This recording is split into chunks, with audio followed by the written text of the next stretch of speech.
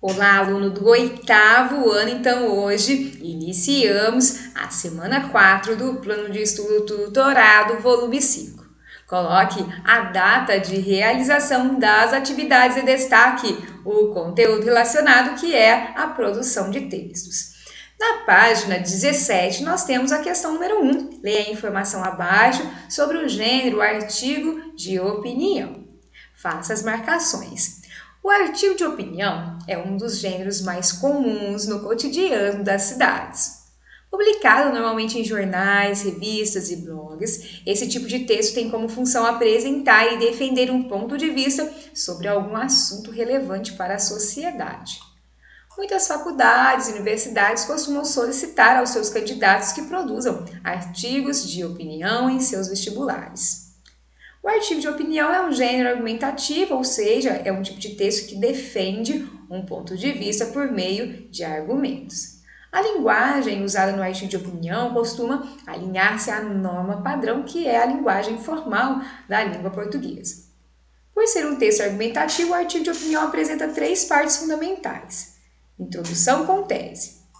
Os parágrafos iniciais de um artigo de opinião costumam ser reservados para apresentar assunto abordado e, além disso, o ponto de vista defendido pelo autor, que é o motivo da discussão. Chamamos esse ponto de vista de tese. Desenvolvimento com argumentação. Uma vez que a tese é apresentada na introdução do artigo de opinião, é esperado que, nos parágrafos intermediários, também chamados de desenvolvimento, apresentem-se argumentos que comprovem o ponto de vista. Lembremos que temos os argumentos de exemplificação, de causa e consequência, de autoridade e também históricos. Conclusão. A conclusão de um artigo de opinião costuma apresentar uma síntese do desenvolvimento do texto e, em seguida, reiterar a tese, agora comprovada pelos argumentos, e apresentar uma possível solução para a problemática abordada no seu texto. Após essa leitura, eu vou apresentar um resumo do artigo de opinião e também trazer um exemplo de um texto argumentativo. Temos aqui, então, a introdução. A introdução ela é composta pela contextualização, que é a apresentação da ideia. Depois nós temos o problema e, assim, a tese. Organizamos o nosso texto em 5 a 7 linhas cada parágrafo. Nesse sentido, é preciso utilizar 3 períodos no mínimo, quer dizer, 3 pontos finais em cada parágrafo. Lembramos que quando nós apresentamos um problema, esse problema acontece por algum motivo, e esse motivo é a tese. O desenvolvimento. Nós temos os argumentos que comprovam aí a tese, quer dizer, o motivo da discussão, e assim trazemos também justificativas. Na conclusão, nós temos um raciocínio argumentativo, quer dizer, um fechamento da ideia com uma possível solução. É importante também colocar um título no seu texto.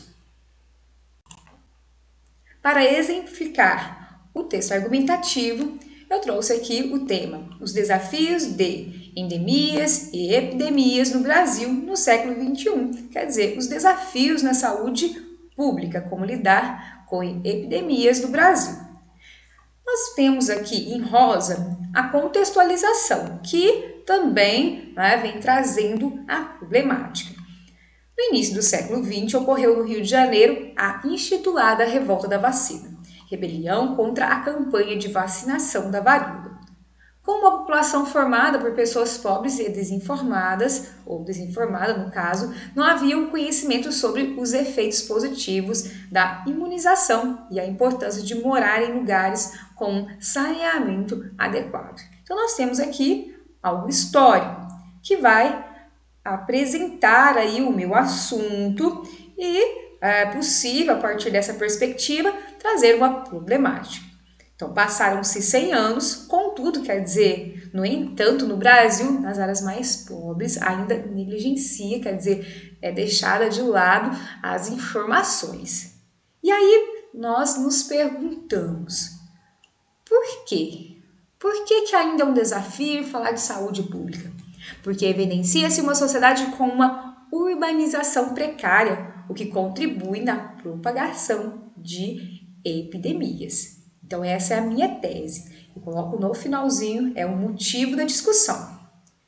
Na sequência, nós temos aí 2 parágrafos de desenvolvimento. Eu vou ler um para não ter aí uma ideia muito longa, nem um vídeo muito longo. Mas você pode colocar aí no pause e fazer a leitura do segundo parágrafo de desenvolvimento. Temos aqui, as epidemias se adaptaram às áreas urbanas, onde há dificuldade de controle, de combate. Com o aumento populacional nas grandes cidades ou nos grandes centros e maior produção de lixo, algumas regiões enfrentam a proliferação de mosquitos, Aedes aegypti, ratos e baratas. De acordo com pesquisas, são os lixos domésticos descartados inadequadamente a questão mais preocupante. Então, nós vamos perceber que essa parte azul é a minha justificativa, porque eu falei aqui no início da urbanização precária.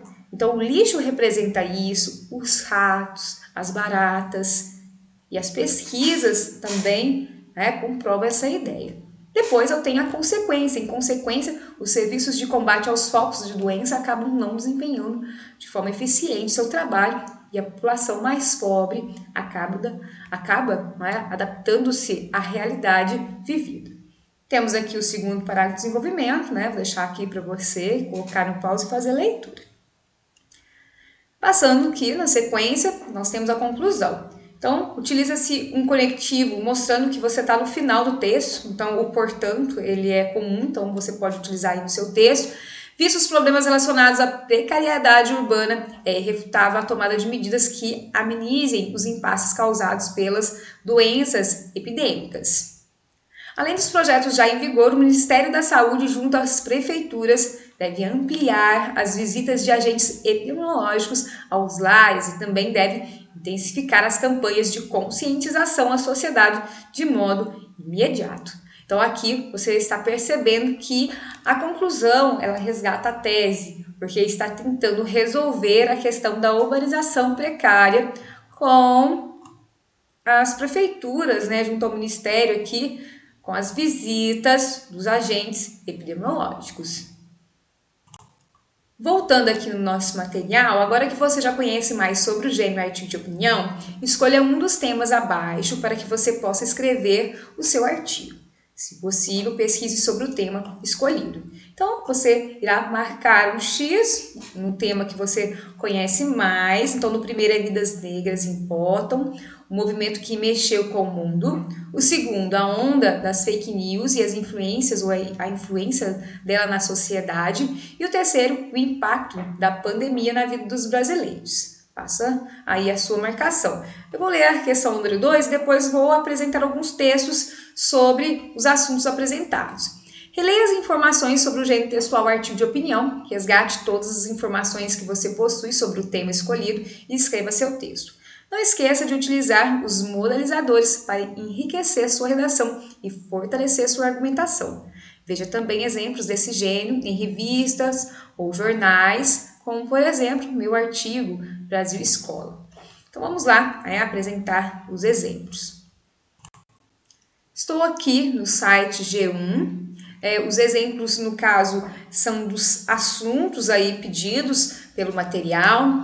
Então, campanha lança manifesto Vidas Negras Importam e propõe 10 metas para reduzir impacto do racismo. Então, se você for falar sobre isso, você vai se perguntar, por que hoje ainda se fala sobre racismo?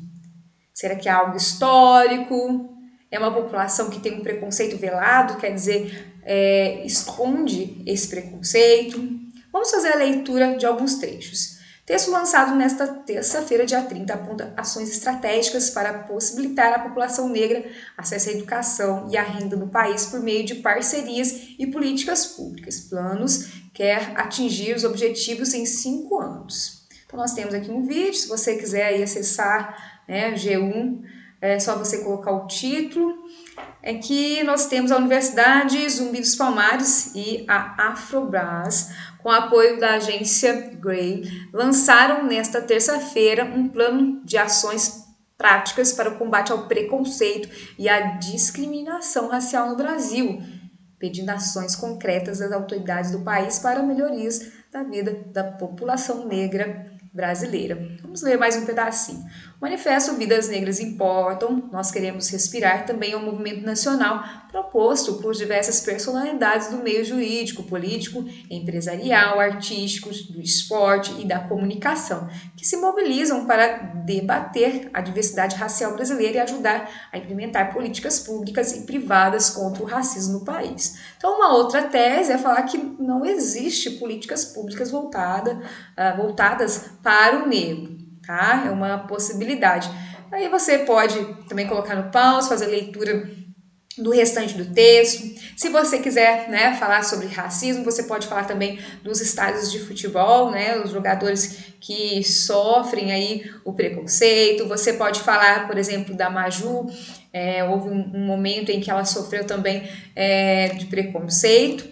Temos aqui as questões das campanhas, as metas e ações que você pode utilizar na sua conclusão, as porcentagens também como argumentação.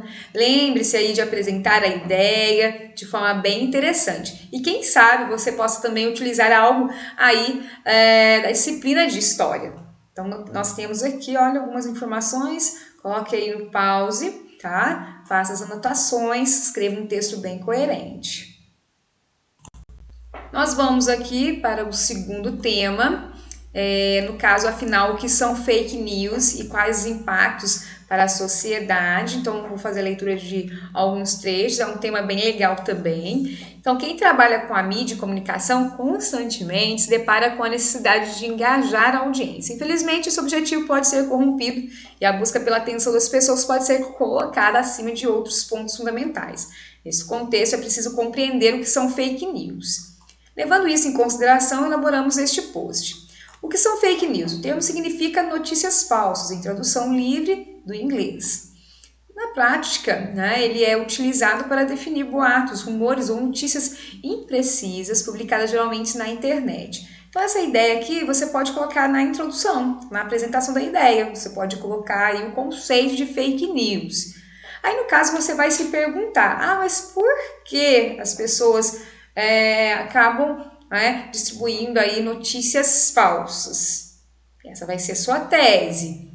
Vamos pensar aqui na leitura, que aí você vai resolver essa questão. No Brasil, elas são disseminadas principalmente nas redes sociais. Não é raro encontrá-las no feed de notícias do Facebook e em grupos no WhatsApp, usadas para espalhar vírus e até mesmo distribuir golpes aplicados por estelionatários. Então, aqui nós já temos a tese. Então, quer dizer, por que existe fake news? Para espalhar vírus, para distribuir golpes, tá ok? Como identificar as fake news? Aqui tem várias questões, busque no Google, verifique a data de publicação, consulte as fontes, quais impactos você pode colocar aí no pause.